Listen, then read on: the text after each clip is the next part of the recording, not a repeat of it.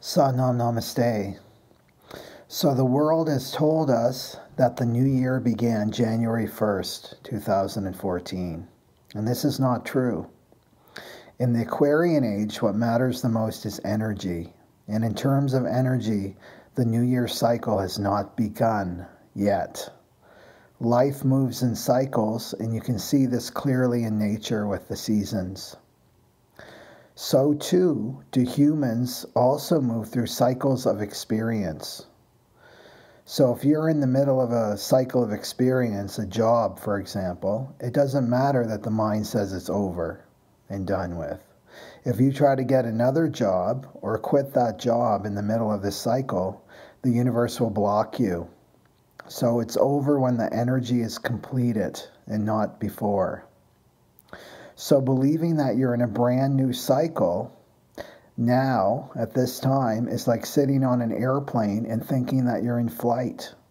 The truth is, you're still waiting on the tarmac. If you're not feeling the new yet, or your past is still tugging at you, this is the reason why. So when the Rave I Ching wheel moves into the 41st hexagram, this is back to the beginning, and this is the genetic start codon. That is when the new cycle of experience really begins. And this year, that date falls on January 22nd, 2014. So hold on to initiating all those New Year's resolutions. The cycle of experience started in 2013. It's not finished with you yet. Life is about to move at warp speed very soon. With all the planets in the sign of Capricorn, we are being called to rise to our greatness, to take our positions as leaders in our lives, our families, communities, workplaces, and society in general. And you may ask, who, me? You know, you're talking to somebody else. If you were born during this time and space, and if you're listening to this video, watching this video, then yes, I'm talking to you. So here are 5 ways you can prepare for this new cycle in 2014. Number 1, emotional maturation. So your intuition has been strongly communicating to you with glimpses into your future, sparking you with new ideas and insights. And it's not enough to mentally envision the future. You must also bring in the emotional component. This means that you first need to mature emotionally into your new role, whatever that is. You need to feel on a deep emotional level that you can do it, or else you will scurry back at the first sign of challenges, which inevitably come. This requires that you feel a deep sense of inner security, a complete trust in your divine nature, no matter how many naysayers or non-supporters there are in your life. This means taking care of your own emotional needs. Don't look to others to take care of you. And reparenting yourself is a necessary step on the spiritual journey right now. So to heal the wounds of your childhood, make sure that you go to callousyogi.com website and check out the Lighten Up 12-week online program.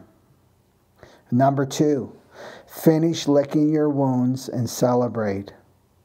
This is not a time for you to wallow in self-pity or keep the old stories of your past alive.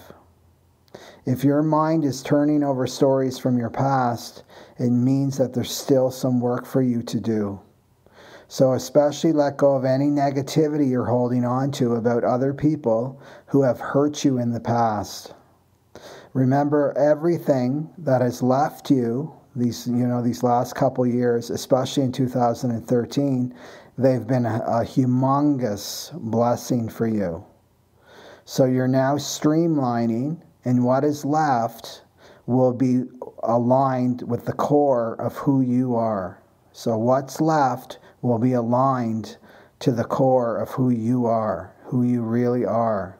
So for these next few weeks, finish licking your wounds and celebrate who and what is with you right now. So real closure happens when you express your true feelings. If you go to the CalliousYogi.com blog and search emotional detox, there's a great, powerful 30-minute exercise for you to practice and to really let go on the emotional level. Number 3, embrace the mystery of you. You will need to go through a deep letting go of old limiting beliefs that you have about yourself. Thoughts like, I can't do it. There's way more people out there that are more qualified than me. I tried that 5 years ago. It didn't work. Thoughts like that. They need to leave your present reality. They need to leave, kick them out of the house and lock the door. They're not allowed to come back. These thoughts, though, will not go willingly. So bring into your awareness that most beliefs you have about yourself, they're not even yours. Most of these beliefs come from your conditioning. Lies, either intentionally or unintentionally, that others have told you about yourself throughout your life. So begin to let go of all your self-concepts and embrace the mystery of you. In the Aquarian Age, our consciousness is shifting more and more into the present moment.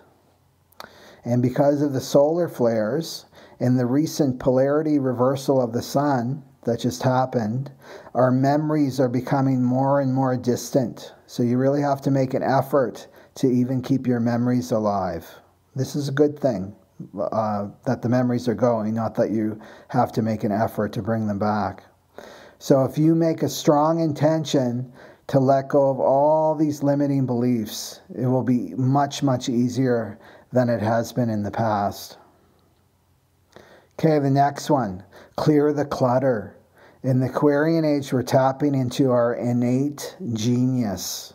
Each one of you out there has your own unique genius to deliver to the world. So our greatest creative potential as a humanity has yet to be unleashed. It is impossible for you to tap into your genius if you're distracted by mental clutter. Too many things on your plate, and there's so much distraction in the world right now. So it's really about streamlining and focusing. So take some time these next few weeks to examine what is really important to me. If something doesn't make your list, toss it. Don't feel guilty, just toss it. It's not supposed to be with you. So this goes for physical things as well. Everything you see in the physical realm is vibrating energy. So examine your physical things. Examine your possessions. Look around. What's around you? Are these things aligned with your core self? Do they represent an old self to you? Do you want to bring this into the future? Be honest with yourself. And sometimes the physical act of letting go of something is exactly what is needed to have full closure. Okay, last one. Letting go of the fear of the material world. This is one of our primal fears beyond fear of death. Everyone has this.